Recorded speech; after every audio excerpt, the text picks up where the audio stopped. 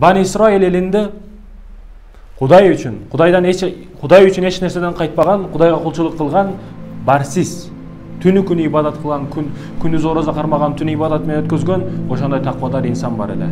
Барсис. Аты Барсис. Ал Барсиске көз зияратқа келіп, ауырған адамдар анын дуасын алып, сақайып, шифа тауып кетішчү. Буга шайтан ардайым көралбастық кылчу. Шайтан аны көрө албайт болчу. Көралбастық кылып шайтандардын коллегиясын бүт жардамчыларын чогултуп бир күн чогулуш кылды. Паланчы Барсисти ким азгырат? Ким азгырса мага, ошону азгырып келсе, аны мен даражасын көтөрөм, бийик кыламын, ыраазы кыламын деди. Шайтандардын арасынан бирөөсү турду да, бул ишти мен аткарамын. Эгер аткара албай калсам, шайтан болбой кылайын. Бүгүн айтышат го, мен эркек болбой кылайын кылбасам дейт. Ошол сыяктуу шайтан болбой кылайын, мен Барсисти азгырамын деди. Анда араңардан кетемин деди. Ошентип шайтан ага ыраазы болуп, шайтандардын башчысы ыраазы болуп, ага бул ишти жумушту аткарды, заданияны берди. Шайтан биринчи келип Барсистин алдына келген жок. Барсистин падышачылыгынын алдына келди. Бани Исраил элинин падышасынын алдына келди. Келип караса, анын сулуу татынакай кызы бар эле. Анын кызына өзүнүн келбетинде көрүндү. Ал байкуш кыз анын келбетин, шайтандын келбетин түсүн көрүп, коркуп, өзүнөн кетип, үшүн жоготуп, жинни болуп калды. Аны көрсөтпөгөн, падыша аны кызын көрсөтпөгөн врачы, табиби калган жок. Анан аксакалдын сыпатында шайтан падышанын алдына келет.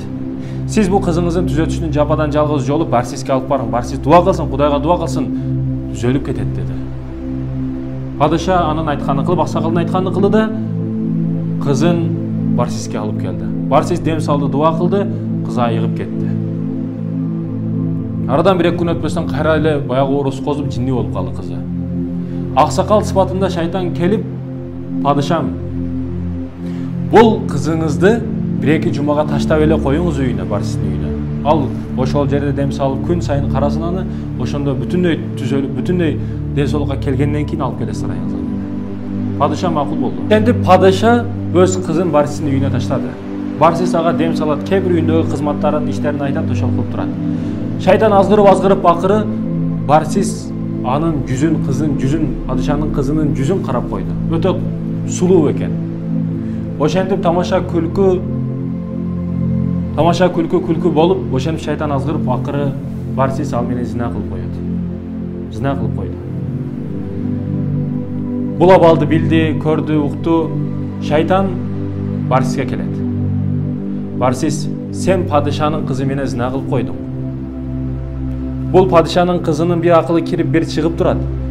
Падышага эгер айтса зина кылды деп, сени ташпаранга алып, сени өлтүрүшөт элдер. Сен башка жолун кылышың керек деди шайтан. Барсис шайтандан кеңеш сурады.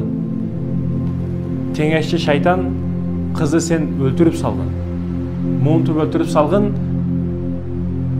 өлүп калды кызыңар деп жооп берип коесуң падышага деди. Буга макул болду да байкуш кызды муунтуп өлтүрүп салды Барсис.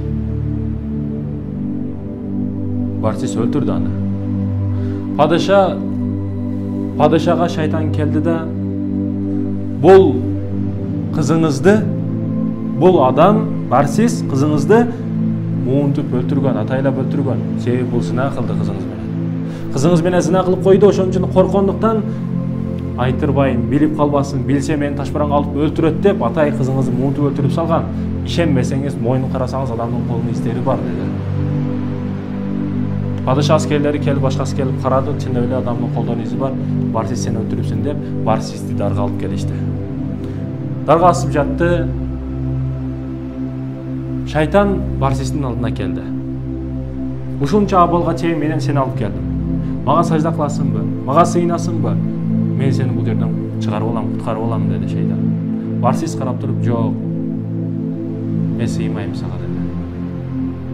Шайтан, менден башка эч кандай аргаң жок бул жерде. Сен аргасызсың. Мага сыйынгын деди. Барсис, мойнум кишенделип, колу бутум байланып турса, кантип сага сажда кыламын деди. Мага антип жерге жатып сажа кылышың кереги жок. Мага жөн гана колдоруң менен көзөрүң менен ишарат белгисине сажа кылсаң болду, жетиштүү деди. Ошентип барчасы сажда кылды. Шайтан сүйүнүп, кубанып, болду, мен тилегиме, максатыма жеттим, сенден жиркенемин, сен адам эмессиң деди да, күлүп кубанып ошол жерден кетти. Кубанган бойдон шайтан ал жерден кетти. Кудайым койнунда котур ташы бар шайтандардан өзү сактасын. Адам сүрөтүндөгү шайтандардан сактасын. Ар дайым келип, негизи ичиндеги ниети шайтандын ниети. Жаныңа келип, бардык сырларыңды билип, кан тамырларыңа чейин кирип, бир күн балта чабат тамырыңа. Ошондой достордон, ошондой адам сүрөтүндөгү шайтандардан Кудай өзү сактасын.